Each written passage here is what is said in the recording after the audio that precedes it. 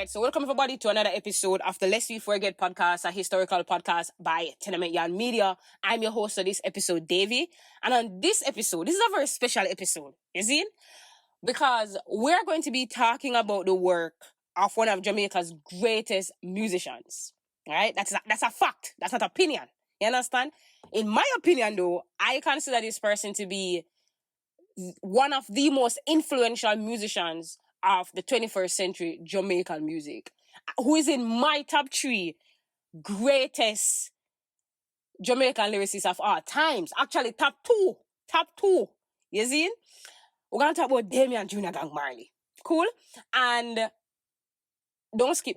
But just to give you an idea of how this episode came about, was that I'm a huge fan of Jr Gong. Like, clearly, you just hear me, right? And my favorite Jr Gong album is Half a Tree, right? And I early planned out in my head what I wanted to do for Half a Tree in my column for Gleaner, where I write music history, primarily for the Sunday Decks, for the Sunday paper at the entertainment and lifestyle decks.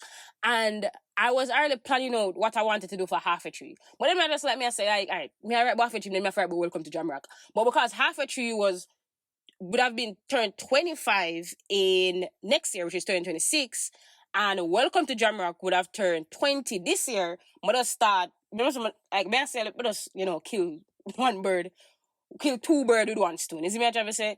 Write them at the same time. So when close to 2026 come, just other article for just note, right?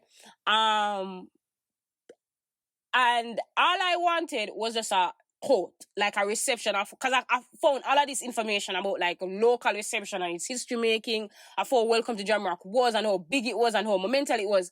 And I'm in the archive and I'm coming across this one particular article just lambasting Jr Gong wicked. I mean, I said, wait, what is going on? And then you have to understand, I am Gen Z. You see me I'm trying to say? So when Welcome to Jamrock would have came out in 2004, this is a single Welcome to Jamrock, I would have been in basic school, right?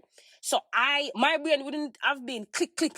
You see me I'm trying to say? When all of this still go down. You see me I'm trying to say? Like, it's later down in like early high school when I can, actually allow me to tell you, late primary school when I could form my own music taste that like I read, but then again, you know what, ignore everything I'm saying because music they kind of forced upon me.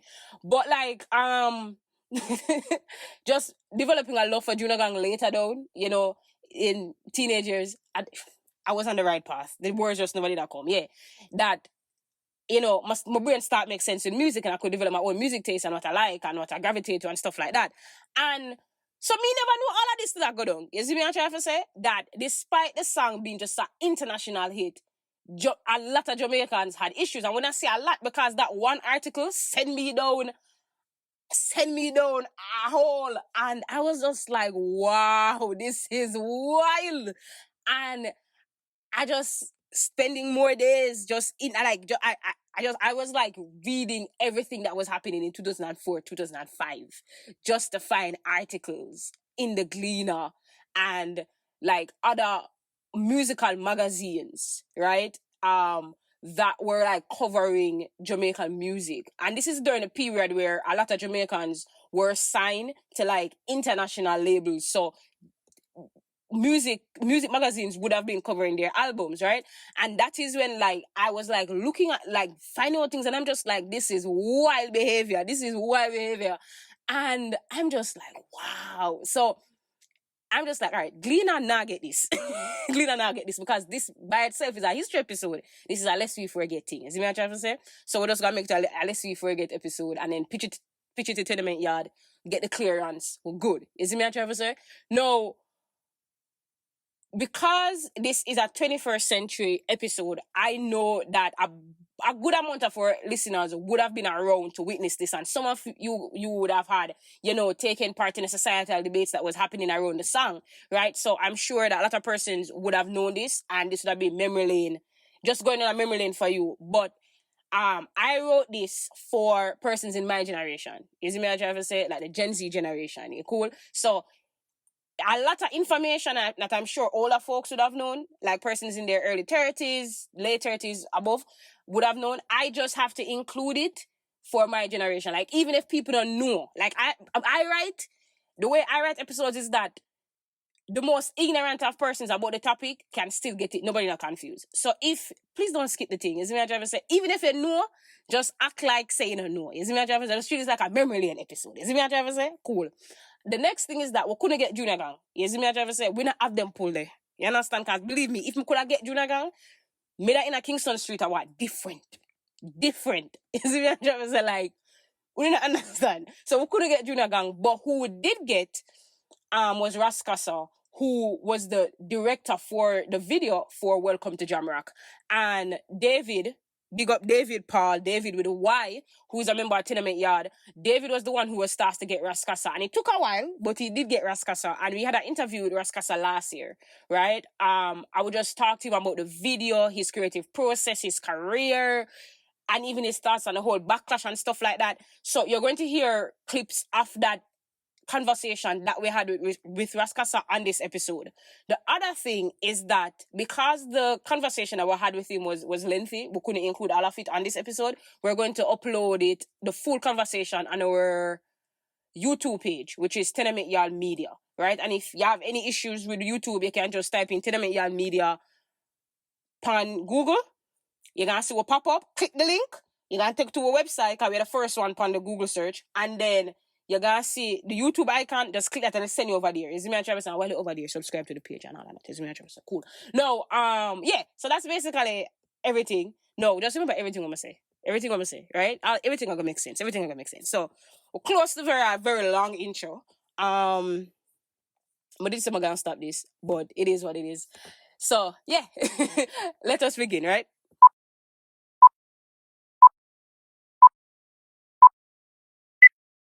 No, Damian Marley was born in 1978 to Jamaican reggae superstar Bob Marley and in 1976 Miss World pageant winner Sidney Breakspeare.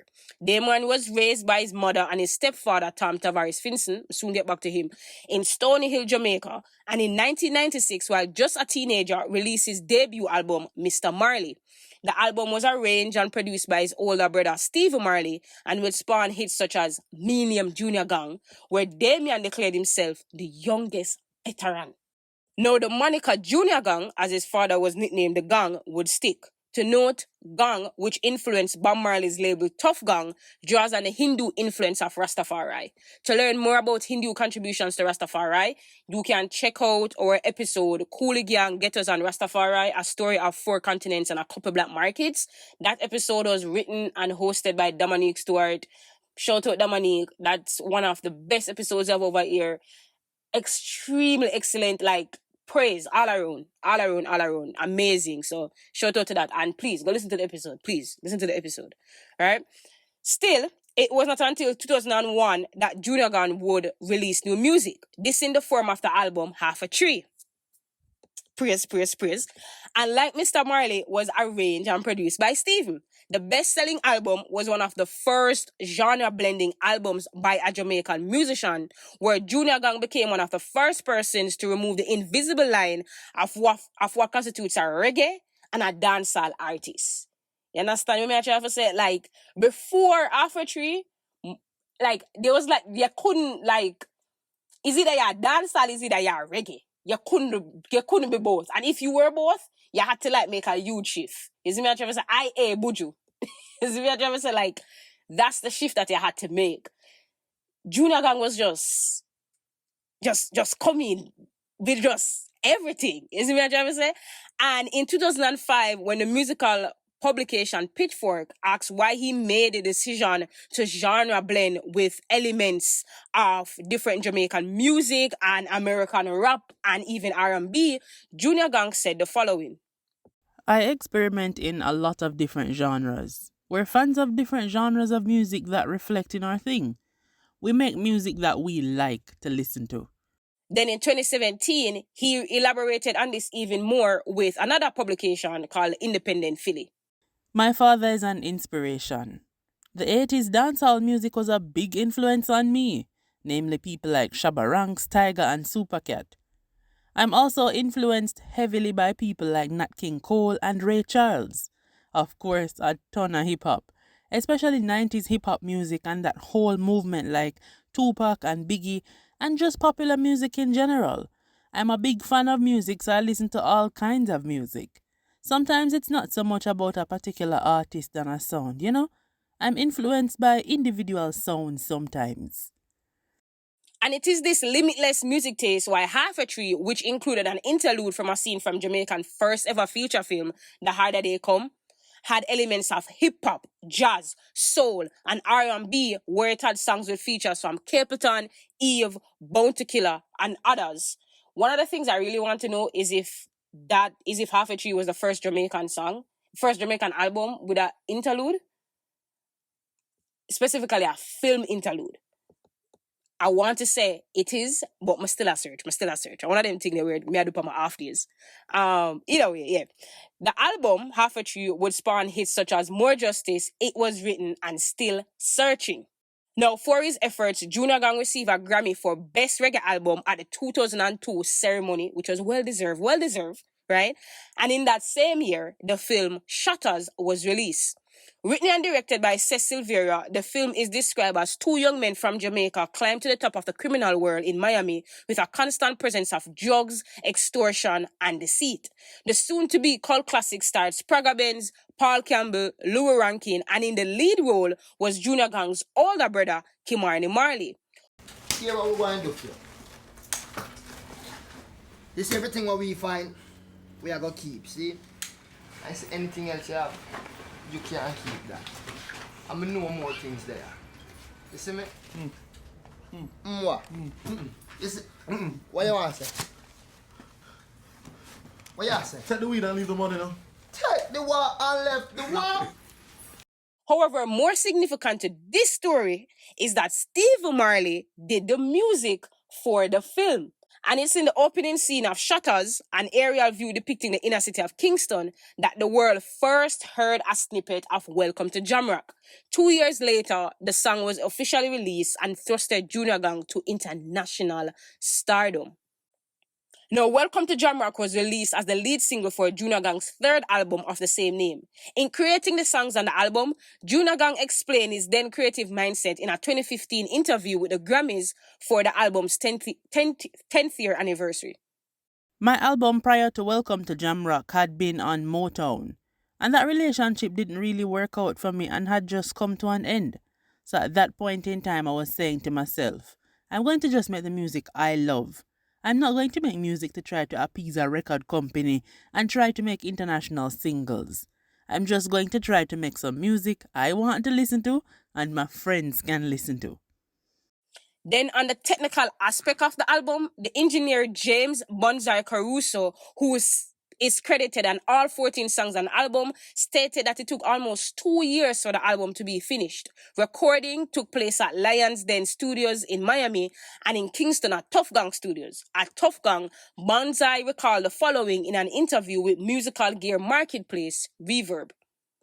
They had a 2-inch 24-track analog machine, lit a drum booth to the back of the control room that is all wood with natural light coming in from the skylight.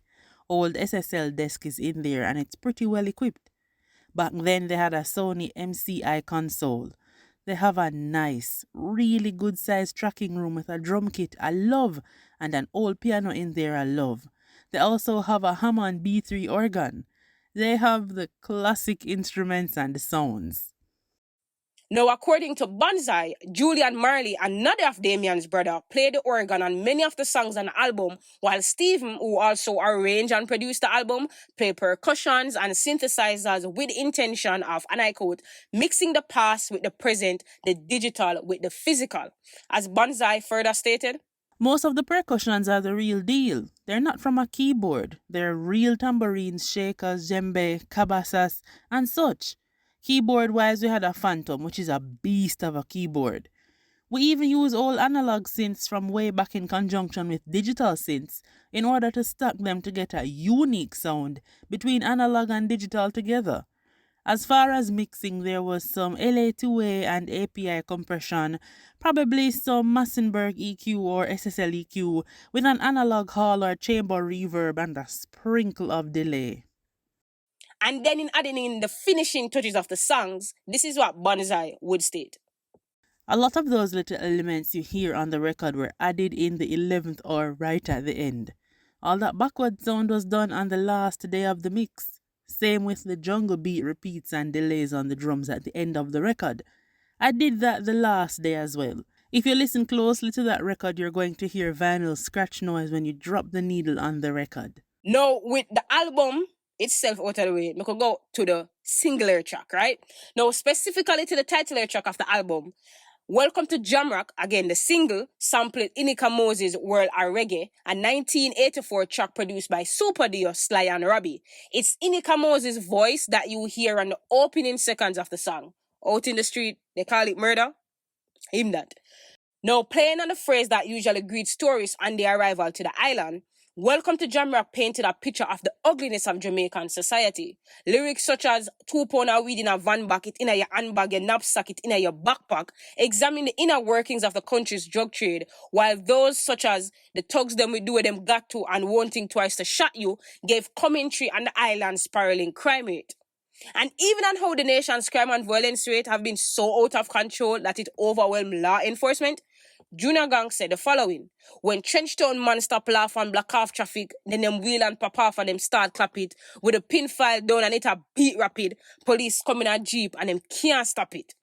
Junior Gang even commented on the island's history of political violence and its political machinery in exploiting its most vulnerable population for votes.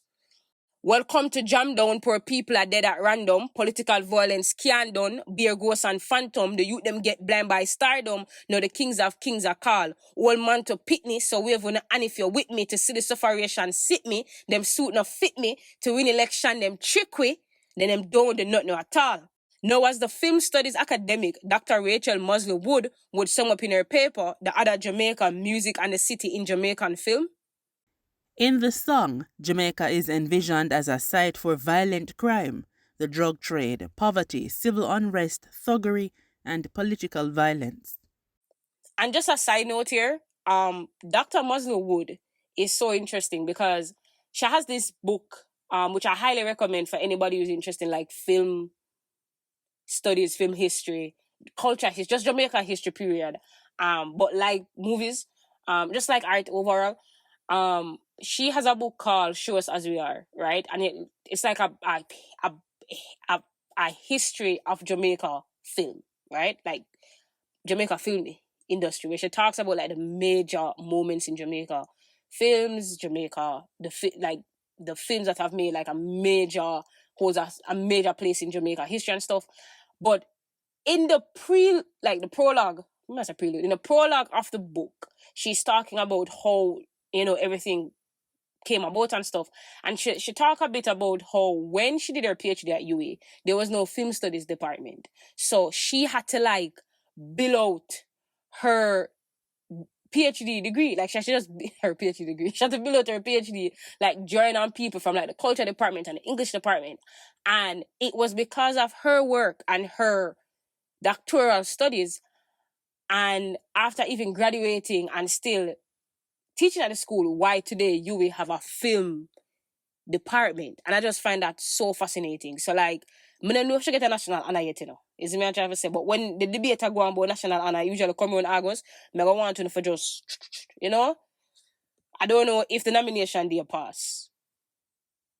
But yeah, she deserves. So just a bit of interesting stuff that I found out recently after reading that book. We'll move on. But soon after its release, that's Welcome to Jamrock, it quickly climbed to the top of multiple charts on the island. And in true fashion, a music video was summoned to visualize the song. Now, to oversee this, Junior Gang would tap one of his most frequent collaborators, Ras Kassa.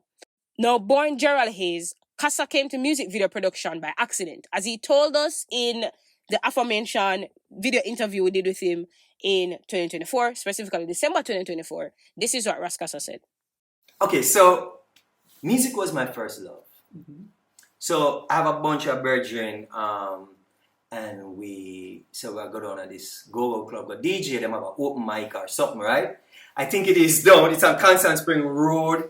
One go-go club, what needs the name? Whatever it name, close to Richie B gas station on the left hand going down.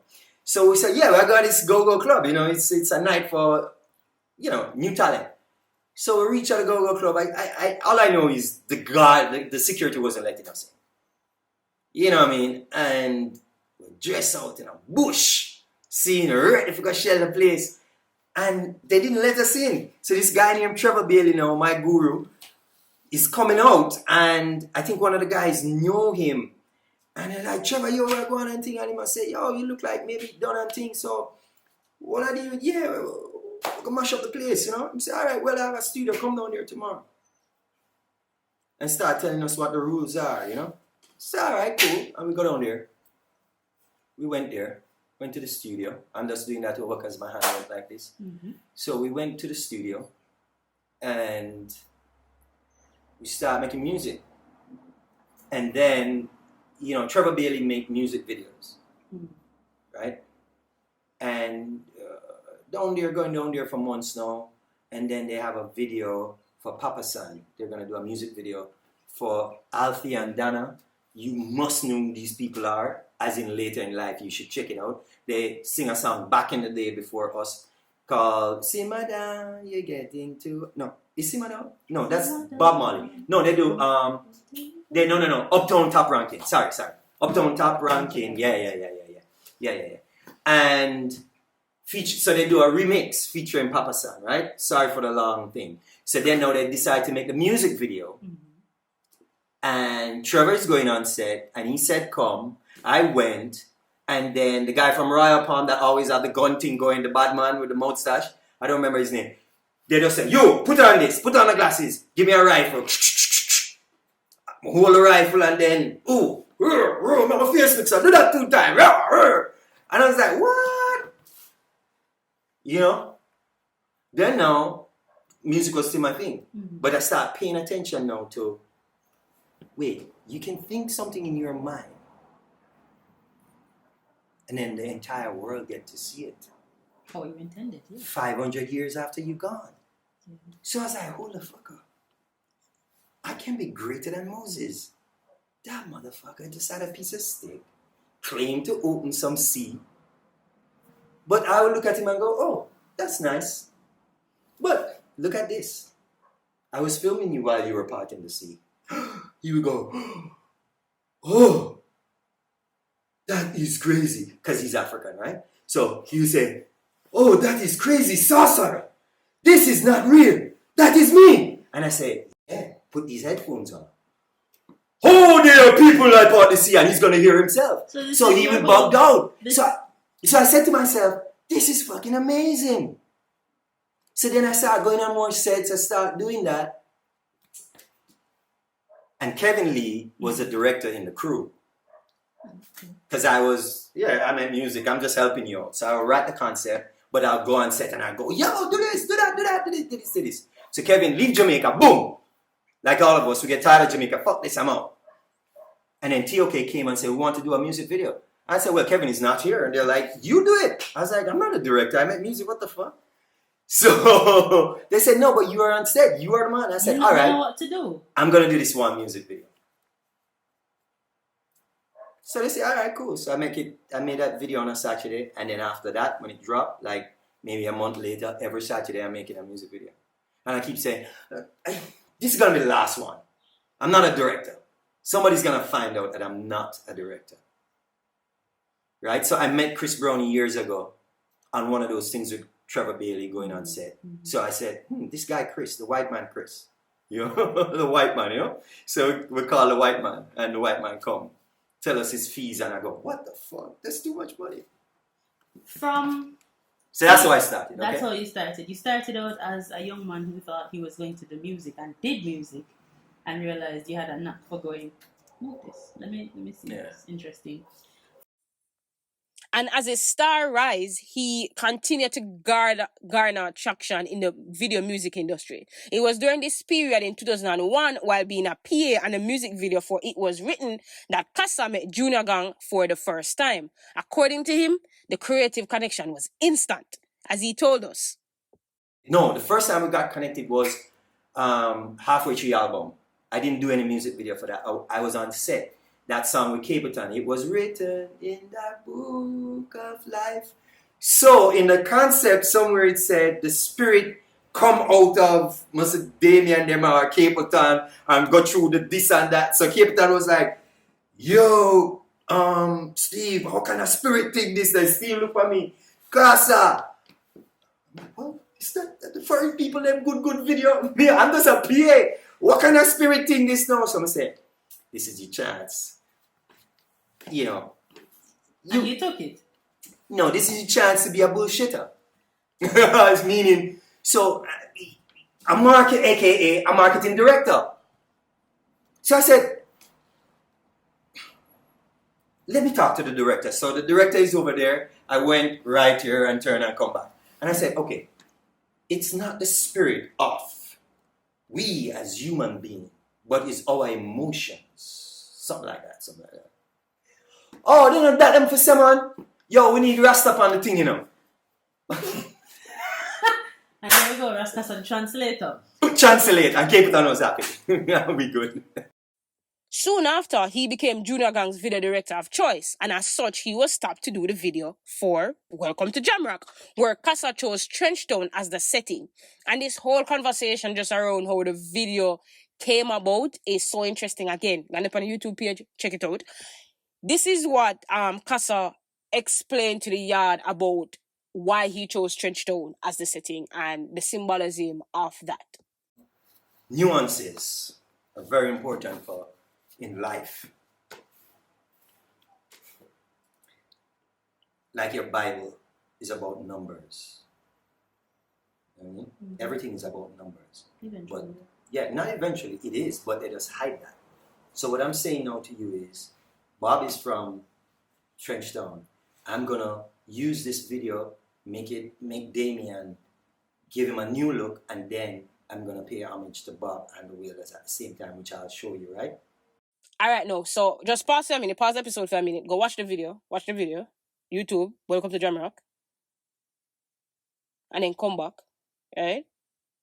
So pause now, watch the video and come back.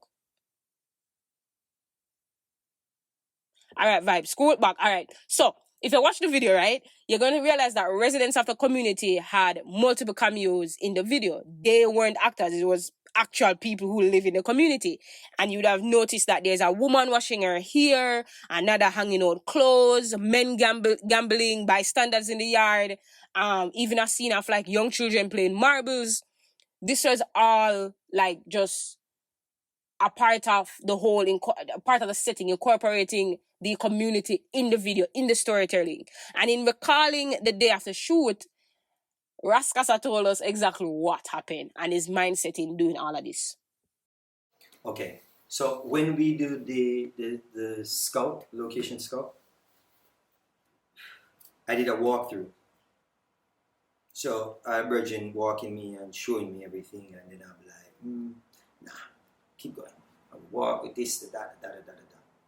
Back then I used to suffer from the moving thing in video. Is people are always going somewhere in all of the videos, and I think they're usually going from left frame to right frame. I think somebody pointed out to me. I was like, what the fuck? Where did I go? Why is there always happening? So I decided I want him to walk, right?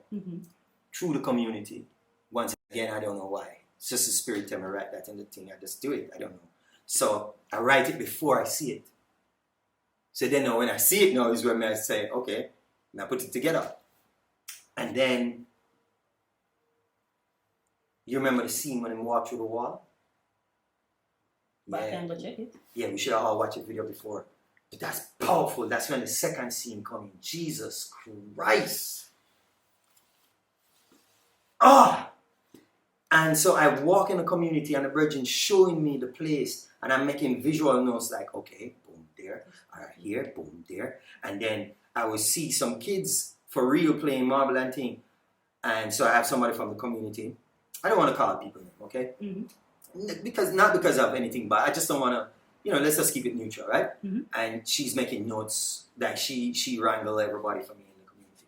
So I said, I want them doing the same thing tomorrow in the same spot. Not tomorrow, the days, whenever. I want that. and they need to wear the same clothes. Don't change anything.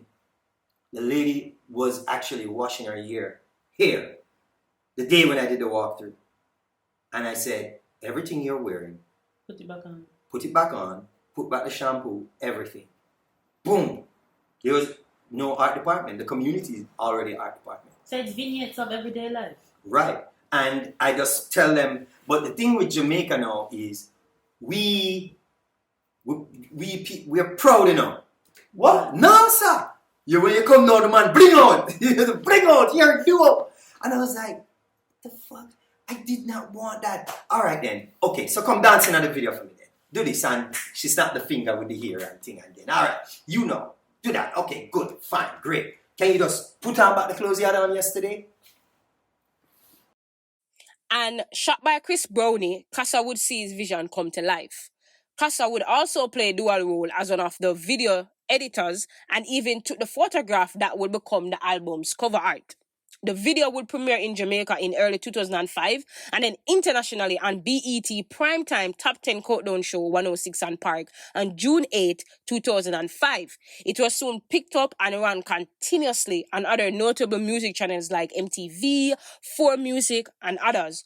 Without question, the song Propelled by the video gave Jr Gong, up to this moment, the biggest hit of his career. As Pitchfork stated, Welcome to Jamrock is more than a summer jam. It's the sort of song that fills the air until you're breathing it, that starts playing itself over in your head when you're trying to fall asleep. And it's nothing short of miraculous that a blast of pure gravelly disdain like this has become an honest-to-God hit. But as I said in the intro of this episode, although the song and the video was celebrated abroad, back home in Jamaica, Jr Gong, Rascasa, and the whole production from song video of Welcome to Jamrock emerged as public enemy number one in certain circles in Jamaica.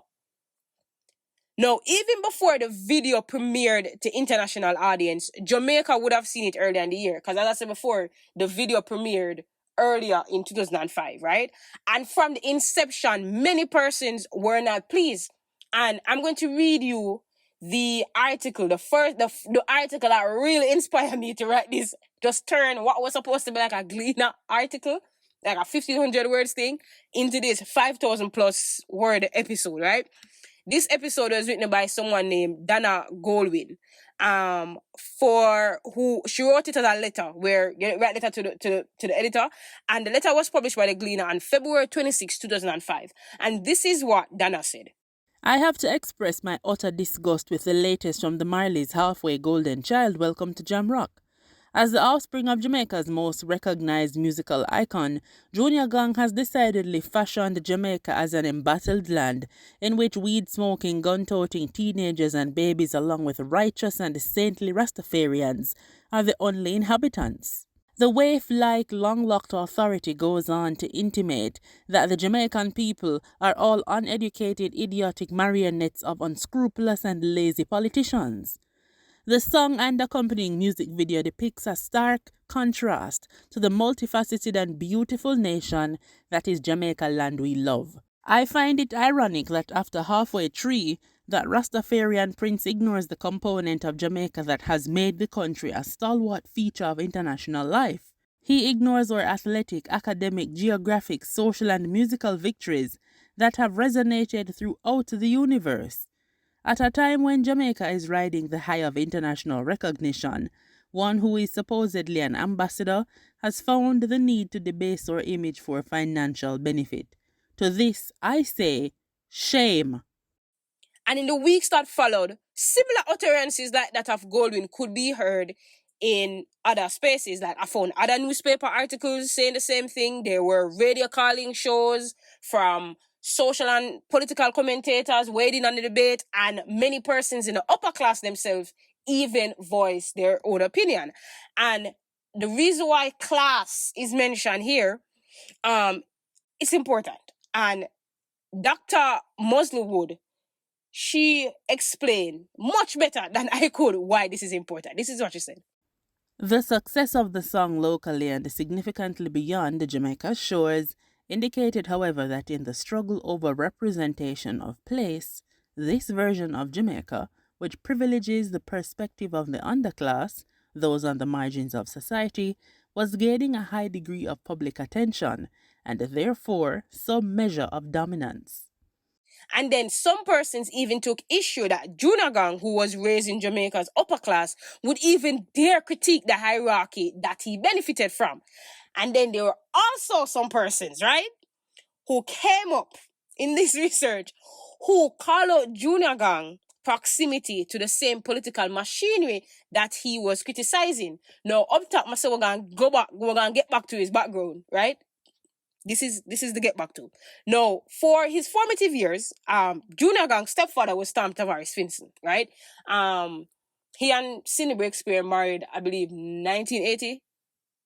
If in 1980 and 1981, good. What are them years there? And to note, for non-Jamaicans who are listening to this episode, or you have no idea who Tom Tavares Vincent is, just pay attention to just whatever in life.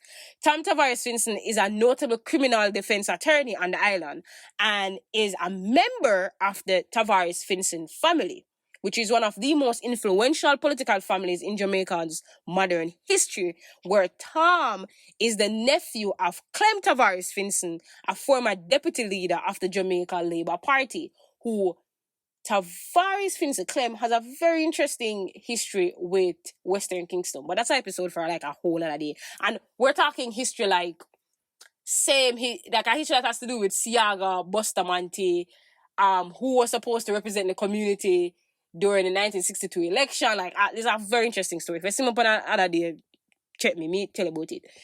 Yeah, I don't want sideway. Thus, during his years as Jr Gong's stepfather, Tom was and still is a senator in the JLP. There's also a side note I want to make is that out of that marriage between Tavares Vincent and Miss Breakspear, they would have two other children. And Jr Gong's younger brother on that side, and his mother said, well, younger brother, he's the youngest of Marley, so nobody younger than him. But Jr Gong's younger brother, Christian Tavares Vincent, is entering politics, representational politics. I'm not sure if that changes because I know there was like a few things around like Samuda seat, and this is not a political podcast. Anyway, what's noteworthy is that Christian elevation to representational politics, I believe, is going to be very interesting, right? Because Christian, if you've ever seen him, Christian has sleeves, like sleeve tattoos, like sleeve tattoos, right? You see him from a mile away in a one short sleeve shirt, which like last year on like the local government election, he was on the ground with JLP, and again, see him a mile away with the sleeve tattoos, right? And it's gonna be really interesting how Jamaica politics, which is very conservative, especially the grooming policy around politicians, very conservative. Like you can recall a couple years ago, one politician called Lisa Hannah at Jezebel, a whole situation that came out because of her wearing a cap sleeve dress. Is me trying to say, which another woman politician, because them women in stand in solidarity with each other, said that Lisa Hannah is just trying to seek attention. So like, we have an episode about that. Which episode? Give me a minute. Kariba suit episode, going at all of that. But like, Christian's elevation is gonna be interesting because now you're going to have in our head of how politicians are supposed to look. Christian will deviate from that. You see me? I have heard so many stories about persons elevating to like high stratosphere in Jamaica society and have to like do things, to conform to this very conservative society that we live in. So it's going to be really interesting. As also Christians' gender is going to play a role, Christians' class is going to play a role, Christian race is going to play a role, like all of that is going to play a role in multiple things. So it's going to be interesting to see how he navigates that period. But yeah, side note. Just a bit of side note. Still, back to the episode. Despite the hypocrisy allegations thrown at him, Jr Gong himself would explain how growing up in a political household would shape his music. As he told The Guardian in a July 2012 interview, I like singing all songs, but I find that writing social commentary come naturally. My father was big on that and then some. But my stepfather is a politician in Jamaica and one of Jamaica's leading criminal defense lawyers. So I've been exposed to different ways of thinking. He's defended all kinds. Then by mid 2005, when the song was becoming one of the biggest hits globally and its video was displayed worldwide, the tourism sector now had issues. Now, to know, Jamaica have always been very protective of tourism. And you can check out our episode. Which episode I have about tourism? The 10 Type Beauty Contest, 1955. Yeah, we're going a whole very tourism plays a major role in Jamaica, right? Just for non-Jamaicans listening, tourism plays a major role in this country, right? And we're going to protect brand Jamaica as best as possible. We're going to protect it, right? So, Junior Gang with this video critiquing Jamaica, now you're going to have the tourism sector having issues. To know this is coming just 3 years prior after the government would unveil the Jamaica Tourism Master Plan of 2002, which according to them, and I don't want to get the words out, I'm going to quote here, was taking the country's image to the next level. That's verbatim. Saying that verbatim. As such, in an era where Jamaica's crossover hits consisted of Sean Paul's Get Busy and I'm Still in Love with You, Shaggy's and Rick Rock, It Wasn't Me, Beenie Man's Dude, and When Wonders, No Letting Go, Welcome to Jamrock was a far cry from these so-called club bangers. As Pitchfork told Junior Gang in 2005, and I quote, "We have had dancehall hits before, but we haven't had anything as furious and rough as what you did with that." End quote. As we stated earlier, the song painted a picture of the ugliness of Jamaican society, thus challenging the carefully curated island paradise that was being sold to prospective tourists abroad. Then, again, a big researcher going yesterday. Big Mountain, a blogger on the website, thereggaeboys.com, and that's boys with a Z. This is what Big Mountain wrote. I was watching MTV yesterday with a group of international friends who came to visit. Damian Marley's video Welcome to Jamrock came on. I was in shock and awe. What was this guy thinking? He chooses the dirtiest streets with garbage piling up on both sides. People living in cardboard boxes, shattered zinc homes, man eating out of garbage bins. Utterly disgusting to see the image this guy is broadcasting to the world. Not to mention the Jamaican flag featured in the video was on a wall with paint peeling and filled with gunshot holes. To top it off, he named the song Welcome to Jamrock. As if this is how we live on the rock. I know these things exist in Jamaica and every country in the world for that matter, but why make a video depicting Jamaicans living in garbage and extreme poverty and filth? One of the guys who asked me who has never visited Jamaica, does this guy really love Jamaica? Luckily, Wayne Wonder's video came up with some beautiful Jamaican girls dancing on the beach and saved the day. What was this guy thinking? To these complaints from Big Mountain and others, Dr. Moslow would write, Marley's switch directs our attention to the often gaping discrepancies between the image of Jamaica offered by tourism interests to lure visitors and the realities experienced by those on the ground.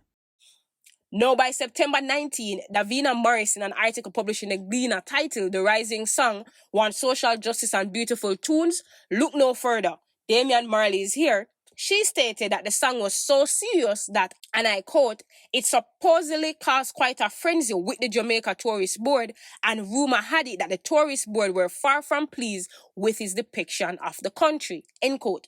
And these rumors of the Tourist Board displeasure with him, Junior Gang would say the following to Morris. Yeah, that was true, but I didn't care.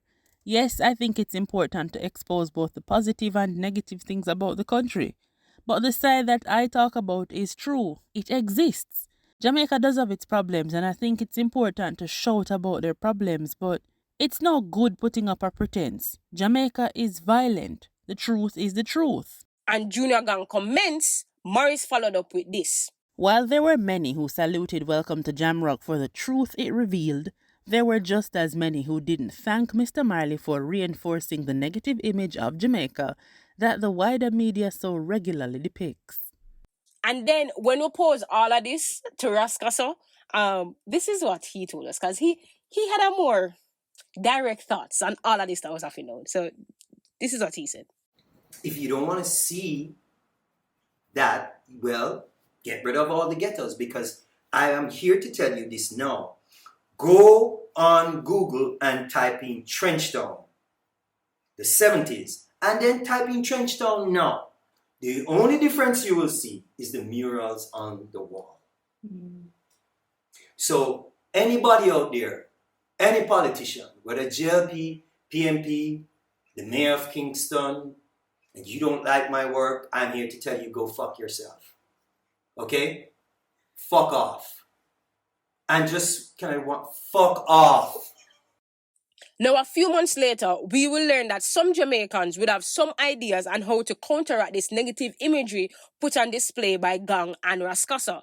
Speaking to the Kiwanis Club of Kingston on December 13, Robert Bryan, the executive director of Jamaica's Cricket 2007, stressed the importance of the country investing in media coverage during the upcoming 2007 Cricket World Cup. In a speech where he spoke on how Jamaica will benefit from an overwhelming media presence and shed its negative reputation as a place of violence, he specifically referenced Welcome to Jamrock. And don't even worry yourself. You see, I'm really good at what I do on Tuesdays. Like on Tuesdays, I'm really good at what I do. Because I did find what he said verbatim. And this is what he said. In my view, this is the most important part of this event. World Cup 2007 had a lot more to do about Jamaica than it has to do about cricket. The world is going to be watching and there are stories to be told. In Jamaica alone, there are going to be 400 or more journalists for the duration of the tournament, and around the time of the opening ceremony, that number is expected to swell up to 1,000. So when we say welcome to Jamrock, in specific terms, I'm inviting you to think about what exactly is the answer to that welcome. Is it the construct of what is taking place in society today, or is something else we want to put out there? Now, what's funny about all of this, right? About everything that he just said, is that Rascasa he would go on to direct a number of TV commercials for the Cricket World Cup. So, like, life is just funny, you know? Life is funny sometimes.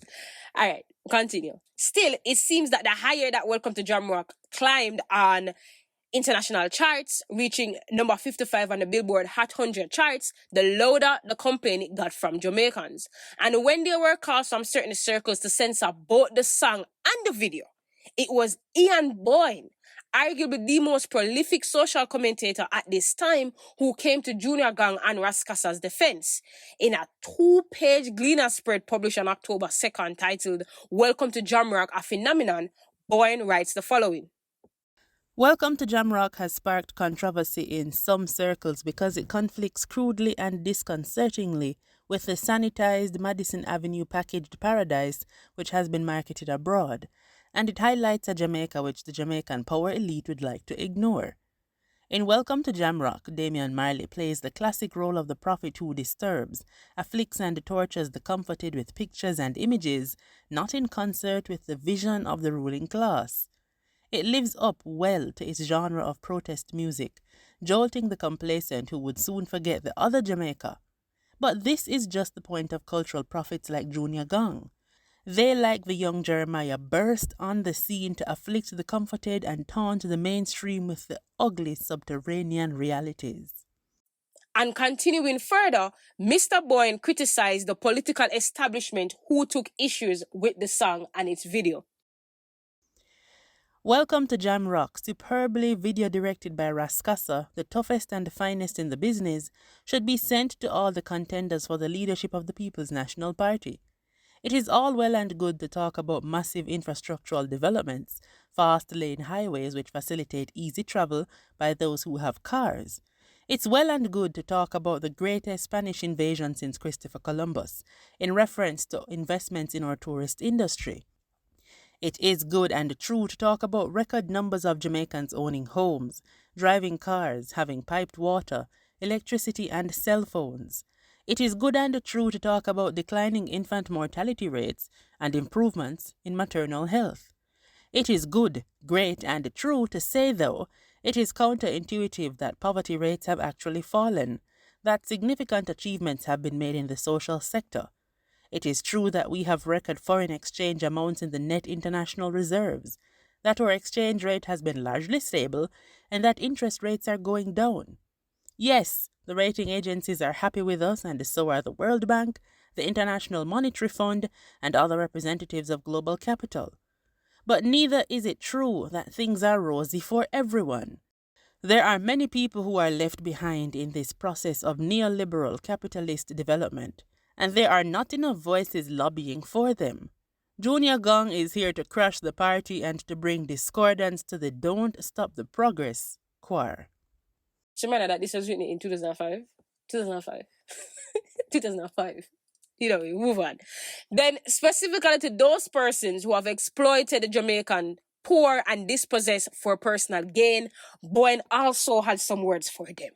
The progressive forces in this country have abdicated their responsibility to the poor and marginalized. Some of these, now supposedly speaking on behalf of the poor, are merely using the poor to come to power to further their own political ambitions. It is artists like Damian Marley from whom we can expect the sincerity, honesty, and deep empathy for the underclass. Welcome to Jamrock is an anthem for the poor and oppressed, the invisible in the society, those left behind by globalization and the neoliberal Washington consensus policies. And then finally, to those who spoke on how the young Marley threatening the island's tourist image, Bowen will follow up with this. We can choose to crucify him because his image of Jamrock is not that of the Jamaica Tourist Board. Yes, it is true, the footage in Welcome to Jamrock is not representative of all of Jamaica.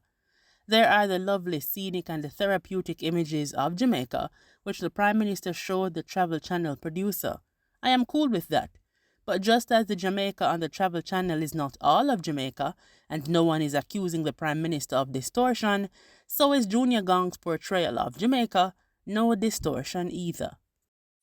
Still, closer to the end of the article, like second to last paragraph, the veteran journalist would predict, and I quote, "Welcome to Jamrock is another Grammy winner. It deserves every accolade possible," end quote. And as life would have it, that prediction was true.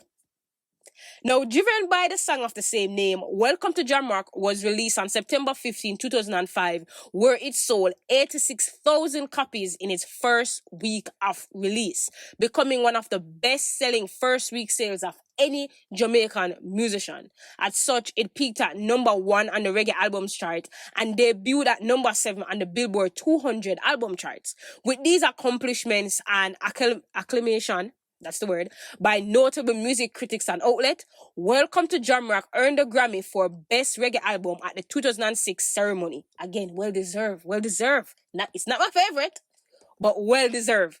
But that was not all. The song Welcome to Jamrock earned a Grammy for Best Urban Alternative Performance, and keeping true to his teenage declaration as the youngest veteran, right? Can you imagine making that declaration at like 17 years old and then this is the history that you have? Crazy, man. Wild. These wins made Jr Gong the first and only Jamaican musician to earn 2 Grammys on the same night, right? And then the first and only Jamaican to gain a Grammy as a solo act outside of the Best Reggae Album category. Since its release, the album has been certified gold in the US, Canada, and the UK. And Jr Gong holding those 2 Grammys is the cover art for this episode. So just look back up on the screen for that. Right? Now, while Rascasa for his video direction would gain a number of opportunities from the video. As I mentioned before, he would go on to do a number of videos just a year later for the Cricket World Cup. Right? Now, after its initial release, Jr Gong would go on tour and take a brief release hiatus before releasing the Nas collaboration album Distant Relatives in 2010. As the new decade rolled on, Gong would release a handful of singles, including the smash hit Affairs of the Heart, which personally I believe should have been called Done Search, because we got Searching, we got Still Searching. Him could have either have like searched or done search. So we know say yeah, him final. Like he had a role going. He had a role going with this searching thing, and him called the song Affairs of the Heart. But one of the most romantic songs in 21st century Jamaica. In Jamaica history period, actually. Other smash hits during this period would include Set Up Shop and Gunman World. Then in 2017, after almost 10 years hiatus of a new solo album, Marley released Stony Hill. Propelled by the hit single Medication featuring Stephen, the album peaked at number 65 on the Billboard 200 albums chart. It is the highest peaking album by a Jamaican act in the last 7 years. That record still stands, right? And it is the highest selling album by a Jamaican act that year. In 2018, it won a Grammy for Best Reggae Album, marking Junior Gong's 4th win. Since then, the young Marley has not released another project, but that does not mean he has not been making music. In collaboration with Stephen, he would executive produce Kabaka's Pyramids The Calling, which took home the Grammy for Best Reggae Album in 2023. He also had a series of hits with a number of international acts. The most notably are with his nephew Skip Marley on the track That's Not True, and with the Nigerian music superstar Wizkid for the song Bless. There have also been business ventures. The most lauded is the Welcome to Jamrock Reggae Cruise, the renowned musical cruise, which is described as, and I will quote here according to the official statement, a total immersion in reggae experience for 5 days with destinations in Montego Bay and Ocho Rios, Jamaica. Still, as 2025 marked the 20th year anniversary of the album's release, one cannot dispute the immense contributions that Welcome to Jamrock, Junior Gong, and Stephen as a producer has shaped Jamaican music.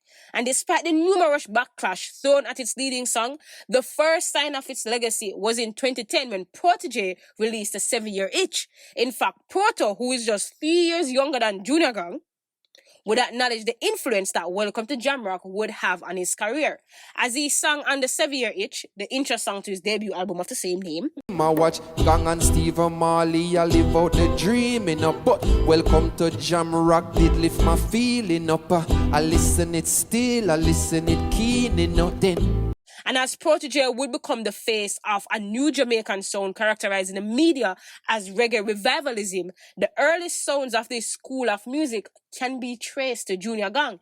And when in 2018, Protege would release Blood Money, one of the biggest hits of his career, where he gave a biting critique of the island's corruption network and the elites who facilitate it, the song parallels with Welcome to Jamrock of examining the dark corners of the island beyond its tourist marketing. Police cancel operation, cause no real bad man now go station. Now if you check the situation, our blood money running nation. Come take a look in at Jamaica, injustice in the place now. If what you see not really faze you, then you what the problem we face too.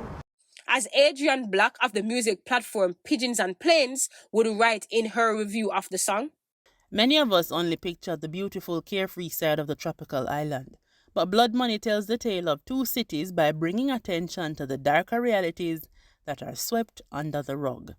And the genre blending that Junior Gong would propel on Half a Tree, and then on Welcome to Jamrock, and even on the EDM hit single Make It Bun Them, and even to some extent Upholstery of Stonehill, which is Upholstery and Grown and Sexy, and Here We Go is my favorite song off that album. Like, I understand that Medication was a big hit, but those are my few favorites, right? Cool.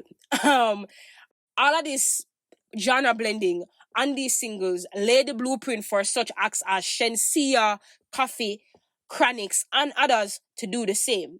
Then Stephen production on both albums has aided in him being one of the most acclaimed and lauded and underrated, that's big underrated right there, 21st century producers in Jamaican music. You see me, I try to say, like, when they not talk about Stephen, when they not talk about Jamaican producers, we not talk about the greats, and then not talk about Stephen. You see me, I try to say, and not even just as a producer, but as a producer / musician in Jamaica history, he's one of the few who stands up. Because I'm going to tell you this, I'm still obsessed with use VPN for listening to the album, and after use VPN to listen to like most Marley album, because like 3/4 of Bob Marley music you can't listen in Jamaica.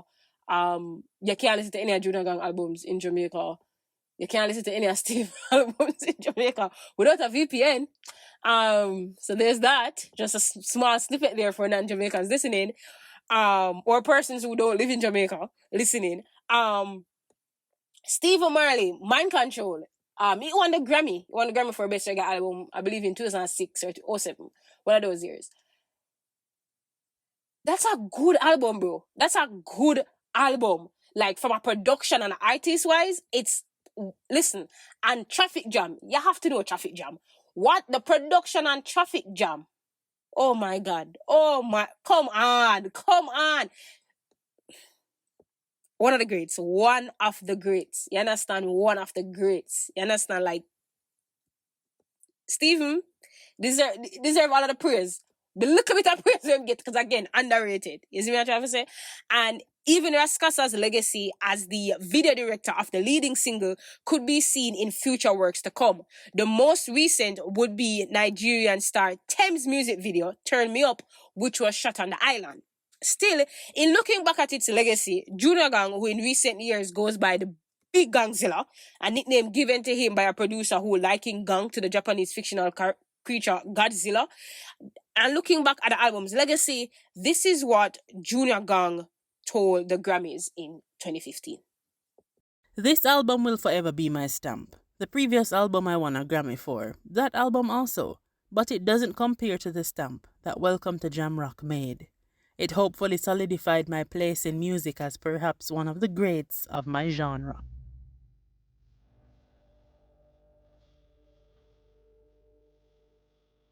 And with that, we call an end to this episode.